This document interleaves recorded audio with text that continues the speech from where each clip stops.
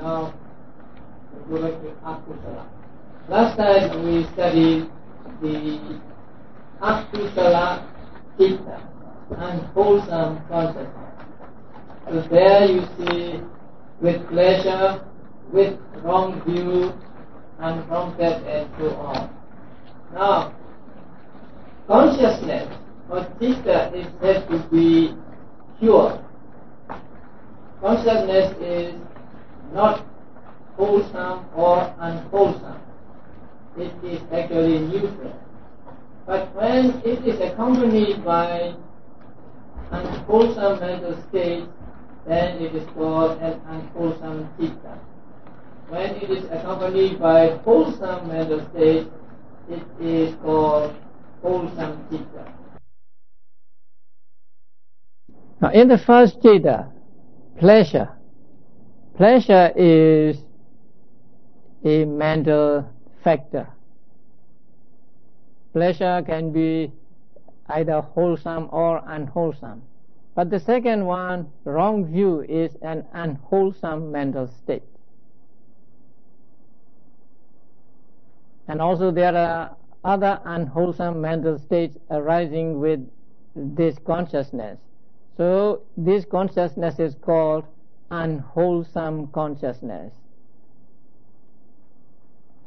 So the consciousness becomes wholesome or unwholesome depending on whether the cetasikas or whether mental factors arising together with it are wholesome or unwholesome.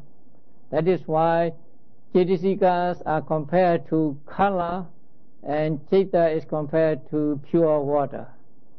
So when water is pure, it is pure and there's no color. But you put a red color in the water and we call it red water, and we put green color and we call it green water, and so on. So cittas by itself is neither wholesome nor unwholesome. But when it comes into contact with or when it is associated with the mental factors that are unwholesome, then it is called an unwholesome citta. And when it is accompanied by wholesome mental states or mental factors, it is called wholesome citta. So last night we studied the unwholesome cittas. Now how many unwholesome cittas are there? 12. How many are rooted in attachment? 8. How many in ill will? 2. And how many in delusion? 2. Okay. How many are accompanied by pleasure? 4. How many by indifference? 6. And how many by ill will? 2. Very good.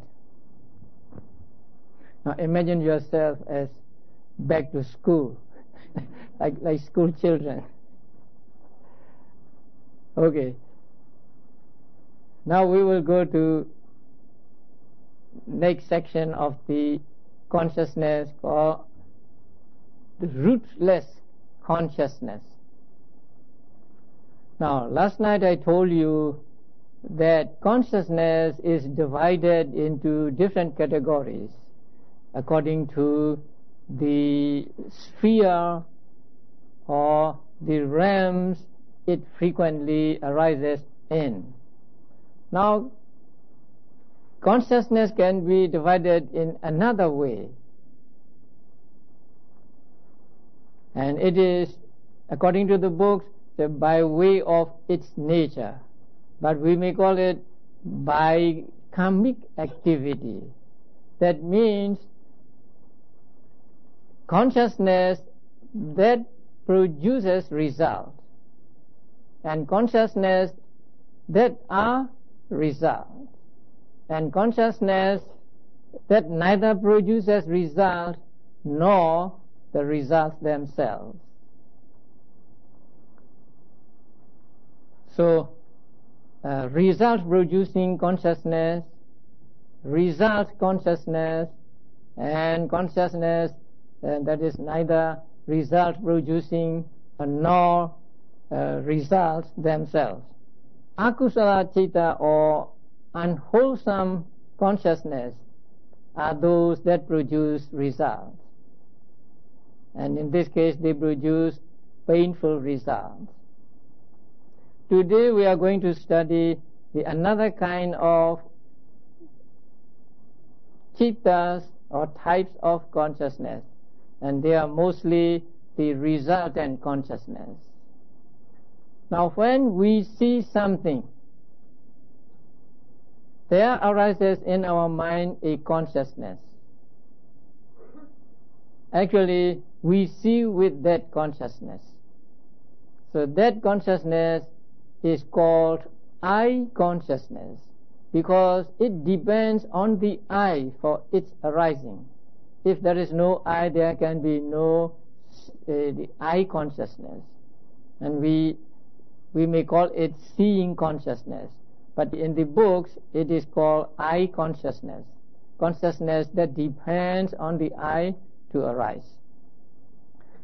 So in order for the I consciousness to arise, first we need the I, and we need the thing to see. The eye means not the whole eyeball, but the sensitive parts in the eye, the material properties in the eye that are sensitive to light. So according to medical science, it may be the retina in the eye. So that we call eye. So in order for the eye consciousness to arise, we need that eye, and also we need that is to be seen, or a visible object. So when these two come into contact, then the eye consciousness arises, or eye consciousness is produced. So that eye consciousness is called seeing consciousness. Now, we need not just the eye and the visible object. We need two more conditions for the eye consciousness to arise, and they are light and attention.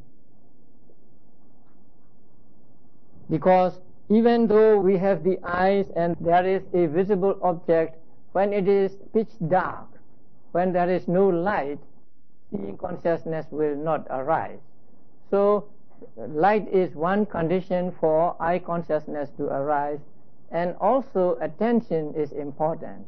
Sometimes even a big object may pass in front of us, but we may not see it. If we are not attentive, if we do not pay attention, then eye consciousness or seeing consciousness cannot arise.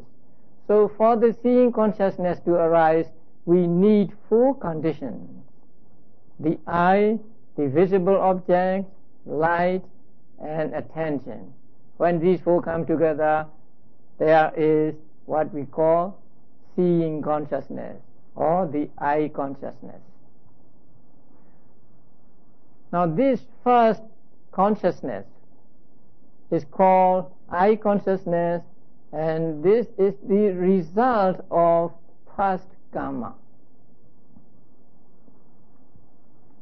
When we see something ugly, when we see something we don't want to see, there is this eye consciousness arising in our mind. And this eye consciousness is the result of the akusala kamma we did in the past. So when we see something, let us say here, an ugly thing, it is because of our past akusala kamma that we see it. So if we understand this, we will not blame anybody. if we want to blame, we must blame our karma in the past. So, knowledge of Abhidhamma can help us to avoid unnecessary anger when we see something bad. So, when we see something bad, there is the I consciousness, and this I consciousness is the result of past karma, and so we alone are responsible for this seeing an ugly object. So if to blame at all, then we must blame ourselves and not the other people or not the object. So we are not to get angry with the object. So Abhidhamma can help us to keep ourselves away from unwholesome mental states arising in our mind. Now the second consciousness is called ear consciousness. And in order for the ear consciousness to arise, we need 4 conditions again. Auditory organ, that means the ear, or sensitive material qualities, particles in the ear. And then sound, and then space, and then attention. If there is no space or no either, we will not hear the sound. So space is one condition for the ear consciousness to arise. So here, this consciousness is the result of akusala, or result of unwholesome karma in the past, and so the object here is an ugly sound, the sound we don't like. And then the next is, the third one is called nose consciousness. That means smelling consciousness. So smelling consciousness arises when an odor comes into contact with our nose. And this particular citta is the result of akusala, and so in this case the smell is a bad smell. So when we have bad smell, this type of consciousness arises in our mind. And for the smelling consciousness or nose consciousness to arise, we need the nose, smell, and air, and attention. And the next one is tongue consciousness, that when we experience some taste. So for the tongue consciousness to arise, we need the gustatory organ. That means we need the tongue. There are taste buds in the tongue, and when these taste buds come into contact with some taste, then we have this consciousness called tongue consciousness. So for the tongue consciousness to arise, we need the tongue, the taste, or the food with the taste, water or moisture, and attention. And the next is body consciousness or touch consciousness. In order for this type of consciousness to arise, we need the tactile organ. That means we need the body, some parts of the body, and then something to be touched, tactile object, and the earth element, and attention. So when these 4 conditions are fulfilled, then the body consciousness arises. And since this group is the result of akusala, the touch must be displeasurable touch, such as pain or numbness and so on. So corresponding to the 5 senses, we have these 5 types of consciousness. So these are eye consciousness, ear consciousness, nose consciousness, tongue consciousness, and body consciousness. So again, eye consciousness means consciousness depending on the eye for its arising, and so on. And the 6th is called receiving consciousness. when the object is presented to the senses, first the consciousness arises that experiences that object. Hear, smell, taste and touch. Immediately after that moment, there comes a moment or another type of consciousness that receives that object. Now, first the object is presented and we experience it just for a very brief moment, and then there arises a type of consciousness that receives that object. Now, when we talk about these things, we have to blow up the picture maybe 1,000,000 times. As I said on the first night, thought movements can come and go billions of times in a second.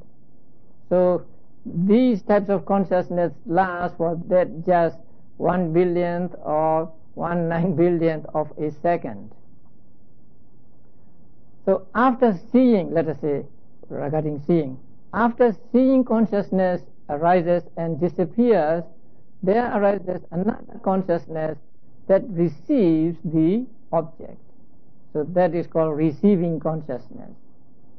And after receiving consciousness, there are consciousness called investigating consciousness. After receiving it, the mind investigates it.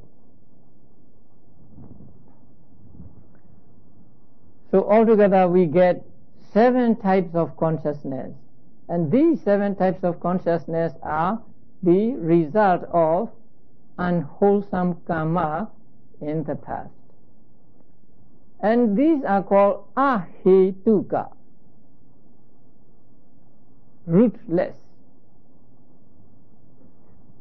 Now, before we try to understand rootless, we must understand what are the roots. In Abhidhamma, there are 6 mental states that are called roots. 3 are unwholesome roots and another 3 beautiful or good roots. Now 3 unwholesome roots are greed, hate or hatred and delusion. In Pali, lobha, dosa and moha. And 3 good roots are the opposite of these 3. So non-greed, non-hatred and non-delusion. These are called good roots. I do not say wholesome roots, because both wholesome and other roots are called beautiful roots. So there are these 6 roots. Since they are the mental factors, they always arise with certain types of consciousness.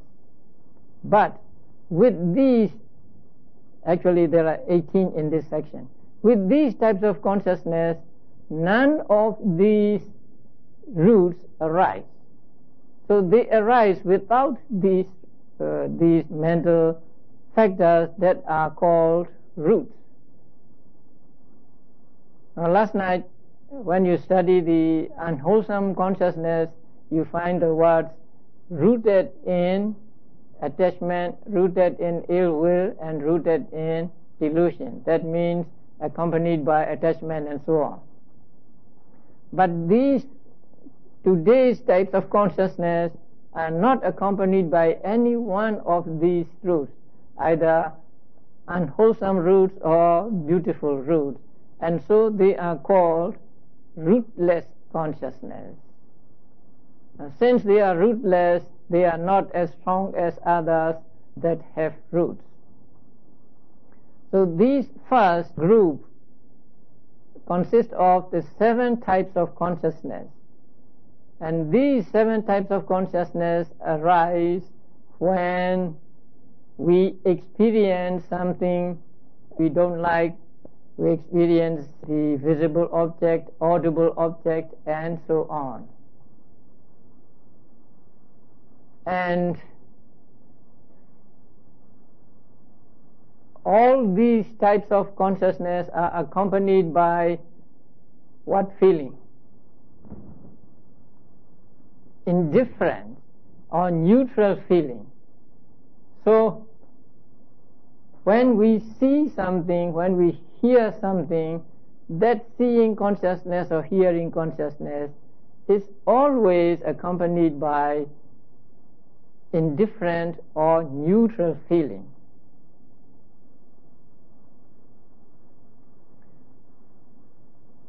But the fifth one arises with what feeling? Painful feeling.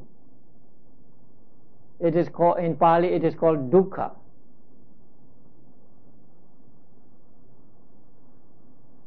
Now, in order to understand why the others are accompanied by neutral feeling, and number 5 accompanied by pain, we need to understand some material properties. Now, there are 28 material properties taught in Abhidhamma. Among them, the first 4 are called the primary elements. And the primary elements are, as you know, the element of earth, water, fire, and air. These primary elements are said to be great essentials.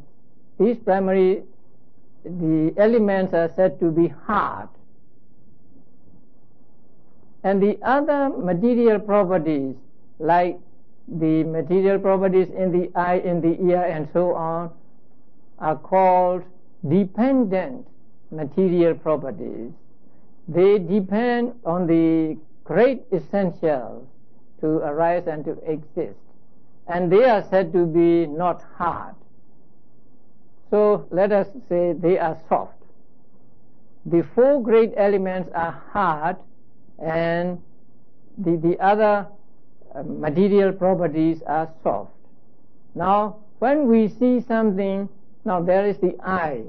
Now, the eye is also a soft material property, and what we see, the visible object, is also a dependent matter, and so it is also soft.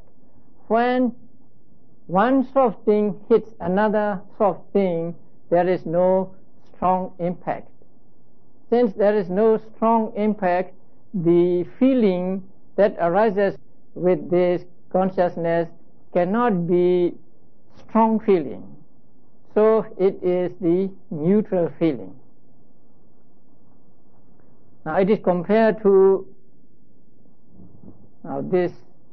You have this diagram in the handouts also? Yes. The one on the screen may not look the same as on the sheet you are distributed. Now this diagram on the screen was created just today, and it was not by a professional person. Actually, the Venerable Nandisena did it this afternoon, but it serves the purpose. The 2 yellow balls on the left represent the cotton balls. Now, when one cotton ball is hit by another cotton ball, even though it is on the anvil, the hitting cotton ball will not hit the anvil. Or even if hits the anvil, it hits very softly. So there is no strong impact. So in the same way, when you see something, what you see is soft material property, and your eye is material property. But your eye depends on the 4 essential elements, like the anvil here. So the visible object, when it strikes the eye, since both are soft material properties, there is no strong impact, and so there can be no pronounced feeling. When there is no pronounced feeling, then the feeling is neutral. Now, with regard to the number 5, touch.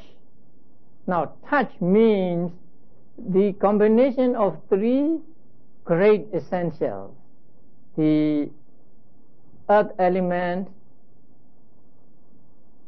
fire element, and air element. So what we call touch or tactile object is just the combination of these 3 great essentials. So they are hard material properties. So in the diagram, they are like the hammer. So when the hammer hits the cotton ball on the anvil, it will not stop on the cotton ball, but it will take the anvil, and so there is impact. So in the same way, when the tactile object hits the tactile organ in the body, which is soft material property, it strikes at that material property and reaches the great essentials, which are like anvil here. So the impact is strong, and so here the feeling is not neutral. When it is a good or pleasant tactile object, then it is pleasure, and when it is the unpleasant object, then it is unpleasant feeling. That is why number 5 is said to be accompanied by pain, not by joy or neutral feeling. Now, this is at the moment of seeing consciousness and so on. But immediately following the seeing consciousness are receiving consciousness, investigating consciousness, and also the other types of consciousness will follow, and then comes the full experience of the object. So at that moment, when it comes to the full experience of the object, it may be accompanied by pleasure, or it may be accompanied by pain, or it may be accompanied by the neutral feeling. But at the very moment of seeing, hearing, and so on, the consciousness is always accompanied by neutral feeling, and if it is the tactile object, then it is always accompanied by painful feeling. So these 7 are called the rootless resultant consciousness of unwholesome kamma. In Pali, they are called Akusala Vipaka. Akusala Vipaka Citta. Now here, Akusala qualifies Vipaka and not Citta.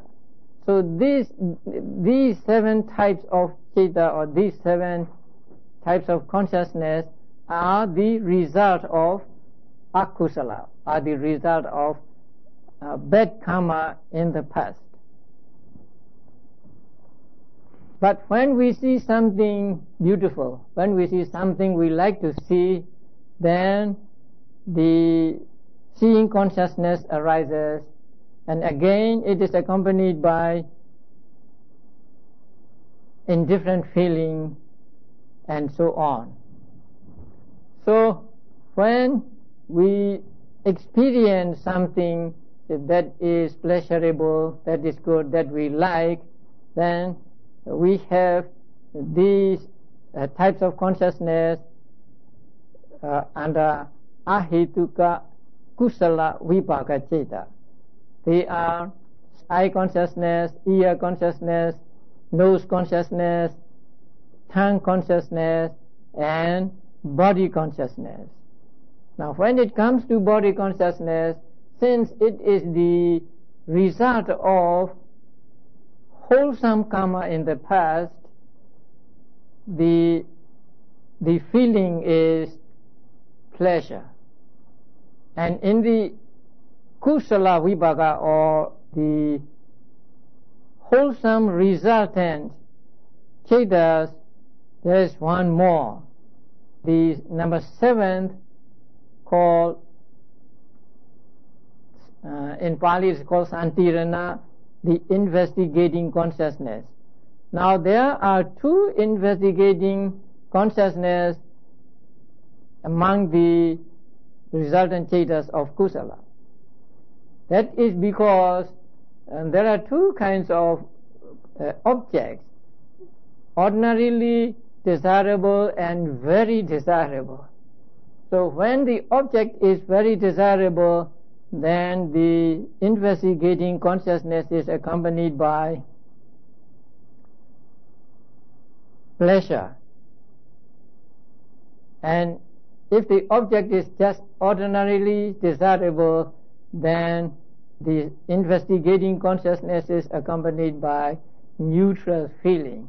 So there are 2 types of investigating consciousness among the cittas that are the result of wholesome karma.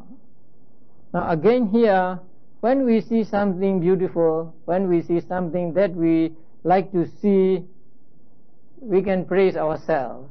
Because we did something good in the past, now we see or we hear and so on the beautiful objects or the objects we like. So if we understand this, we understand the law of karma. Good karma produces good results and bad karma produces bad results. So when we see something good, that is the result of the good karma in the past, and when we see something bad, again that is the result of bad karma in the past. So we alone are responsible for our pleasure or for our suffering.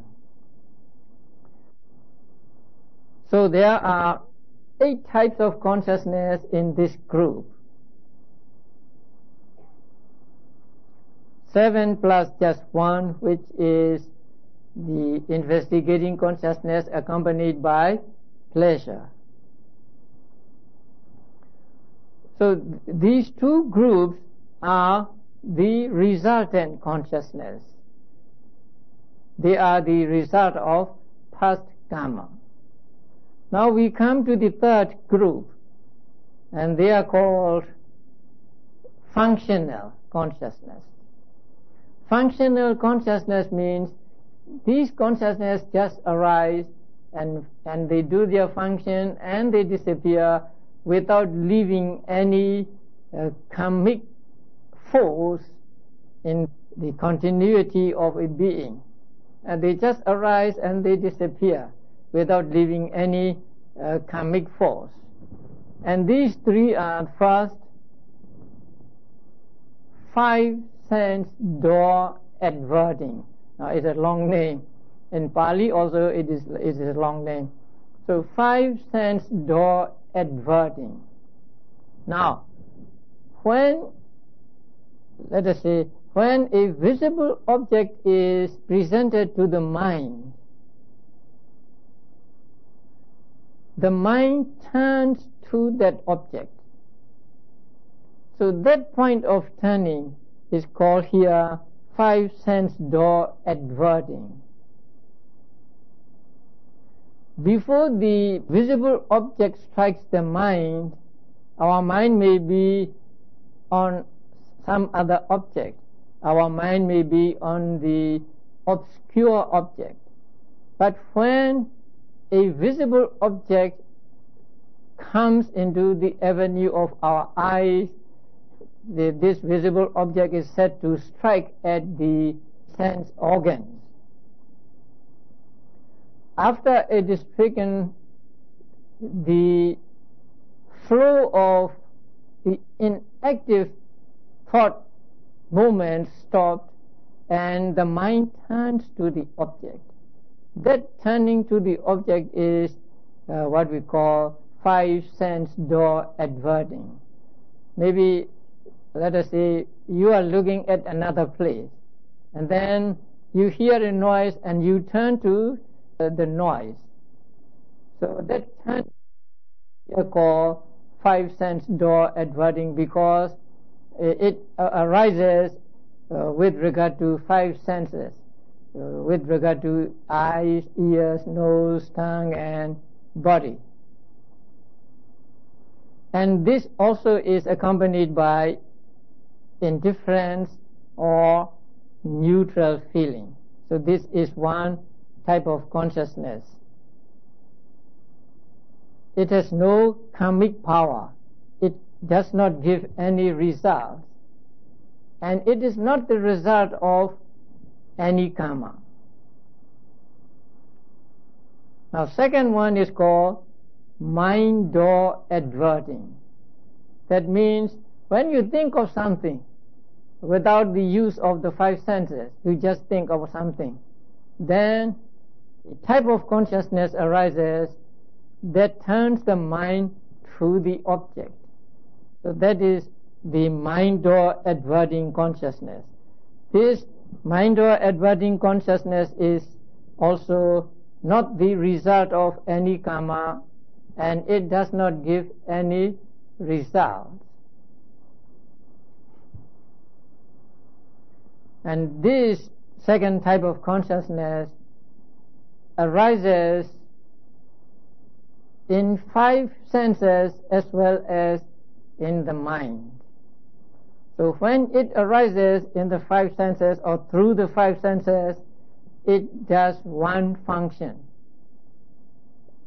That is called determining. And when it arises through the mind door, it has a function of turning the mind to the object. You will understand more of this when you study the thought process, because it is connected with thought process. And the last one is called smile producing. But do not think that you can experience this type of consciousness. Now you are smiling, right? But you are smiling with another type of consciousness and not this type of consciousness, because this type of consciousness is peculiar to Arahants. Arahants here means both Arahants, Buddhas, and Pacceka Buddhas. So these beings or the Arahants smile with this type of consciousness. So this is called smile producing. Since it is smile producing, it is accompanied by pleasurable feeling. So these three are called rootless functional consciousness. They are rootless because they are not accompanied by any of the roots, any of the 6 roots. And they are called functional because they just arise and they disappear. They do not have any productive power. And among these three, the first two can arise both in ordinary worldlings and arahants. But the last one can arise only in the minds of arahants. Here arahants means arahants as well as the Buddhas and Pacceka Buddhas. That means those who have eradicated all mental defilements. So altogether now we have 18 rootless consciousness. 7 are the result of unwholesome karma, and 8 are the result of wholesome karma. And the 3 are not the result of any karma, and they are not karma themselves. They just arise and disappear, performing their function. The last 3 are called functional. So altogether these 18 cittas are called rootless consciousness because they are not accompanied by any of the 6 roots. Now in Pali, the word hetu, the meaning of the word hetu is a cause. So if you take just Pali, the Ahetuka, you may misunderstand this word. Since hetu is a cause, Ahetu means no cause. So you may think that these types of consciousness arise without cause. But that is not true. So here, hetu represents what are called the roots, or in Pali, mula. You are familiar with the word mula. When we say loba mula, dosa mula, and moha mula. So these types of consciousness are called ahetuka, or rootless, because they are not accompanied by any of the roots. And how many roots are there? There are 6 roots. 3 are unwholesome roots, and the other 3 are called beautiful roots. And now the first group, in Pali they are called Akusala Vipaka, and the second group Ahetuka Kusala Vipaka. Do you have a correct name there in Pali? Ahetuka, yes. Ahetuka Kusala Vipaka. Now the first 7 are called just Akusala Vipaka, but the second are called Ahetuka Kusala Vipaka, not just Kusala Vipaka. They are qualified by the word Ahetuka. That is because later we will find the Kusala Vipaka that are with roots.